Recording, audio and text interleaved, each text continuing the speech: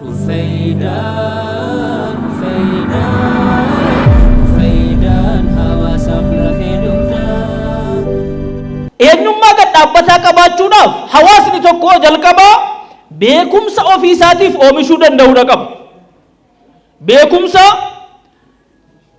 duudhaa isaa irratti hundaa'e, beekumsa qajeelfama isaa irratti hundaa'e, beekumsa akkuma kana amantii isaa irratti hundaa'e yoo oomishne beekumsa namni biraa oomishee weerarama. Seenaan nuti waggaa meeqa biyya kana keessatti baranne kan eenyuuti?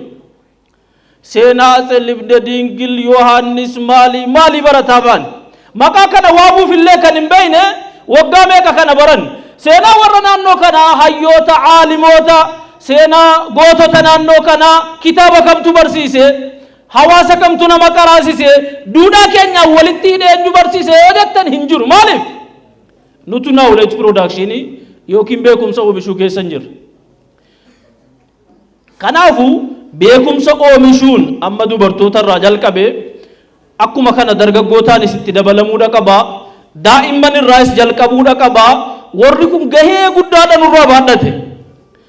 Dirqama responsibility ulfaataa ulamoota irra jiru, responsibility ulfaataa du'aatota irra jiru dubartoonni gara kanaan baadhatanii ba'aniiru.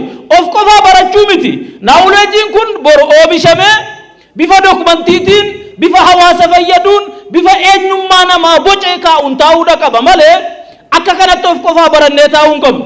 Rakkoon biyya keenyaa guddaan tokko ni barannaa, ni qaraanaa, maal jennaa, garuu barumsi sun dhaloota dhufuuf hin darbu. Mee kitaaba meeqa namni biyya kanaa barreessee jennaan dubbifamaa jiru? Kitaaba meeqatu biyya kanatti ulamoonni barreessinaan qaraamaa jira? Hin jiru. Biyyuma biraatii dhufee qaraamaara.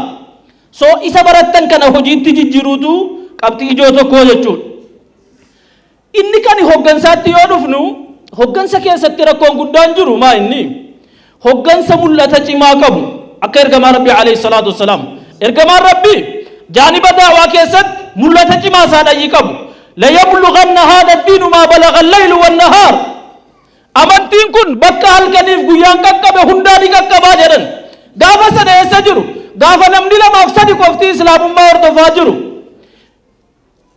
Dawlaa islaamaa ijaaruu keessatti ergamaan Rabbii alayhi salaatu wassalaam gaafa rakkoon guddaan isaa mudatee lola Khandaq diinni kallattii hundaan itti marsee jedhurratti maal jedhan? Osoo dhagaa lola Khandaq keessa dhagaa boolla keessa bu'anii cabsanuu akkas rukutanii ka'anii yeroo qaanqeen akkasiif ilaalanii maal jedhan?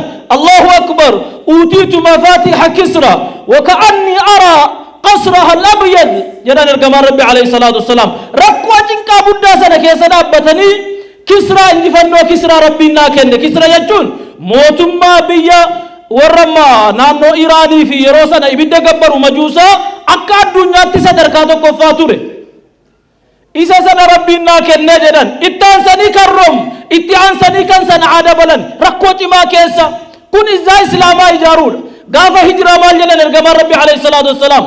كيف بك يا سراقة إذا وضع عليك تاج كسرى؟ مئة كم تاتا غافا تاج موتي كسرى. كسرى جتشون كتابة سيناتو قرأت نندبسو ورقة جرامة سقلتمتو جرامة كيلو جرامة سقلتمتو جتمه أكا ستين أبتا موتين كسرى دفيتو مما تايسا كيسا قلفت hijab ni duraan jiru akka kana kaafamnaan namni dhufee taa'e hundinuu isaaf sagada ture. Isa sanatu injifatamee sichi fuudhamee sirra kaa'ama. Gaafa kam akka jedhan gaafa biyya ari'amaa jiran gaafa Suraaqaan isaan qabee badhaasa Qureeshii argachuuf deemaa jiru akkana jedhan. Hogganaa akkanaa nu barbaachisa jamaa. Nama fageenyatti ilaalu, nama jidaara kana as ilaalu osoo hin taane achi dabarsee ilaalu. Kanaaf immoo furmaanni maa inni yoo jenne inni guddaan ijaaramuudha.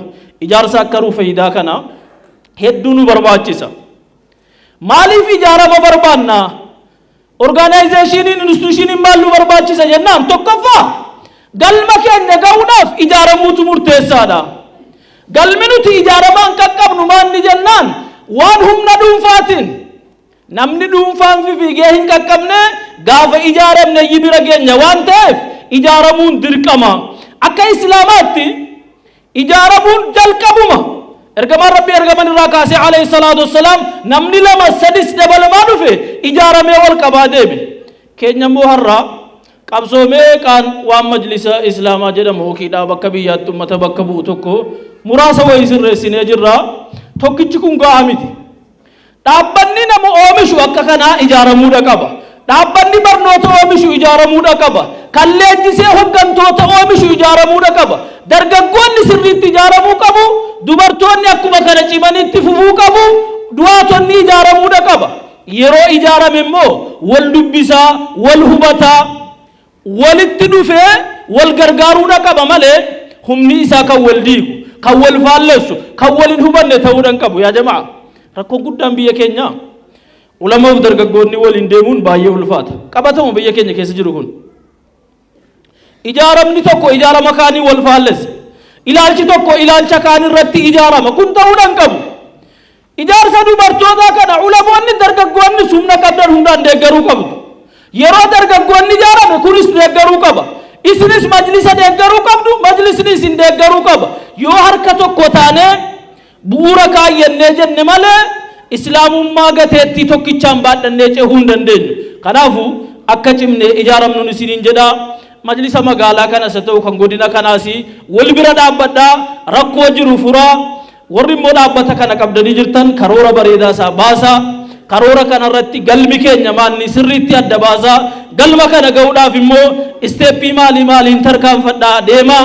San booda humna namaa oomishuu irratti maallaqa qabdan miiliyeenaan isa ta'u irratti baasuun Dr. Kamaal sila jedhaa turan. Humna namaa ijaaruu irratti hanqina guddaa qabna. Nuti mana ijaaruutti amanna malee hammallee humna namaa ijaaruutti amanna. Garuu biyya kan ceesisu, rakkoo kan furu, biyya kan misoomsu humna namaati. Human resource production irratti hojjechuun bareechee murteessaadha. Isa kana irratti xiyyeeffadhaan isiniin jedha. Asumatti xumuriraa. Wassalaamu alaikum warahmatullahi wabarakatuh.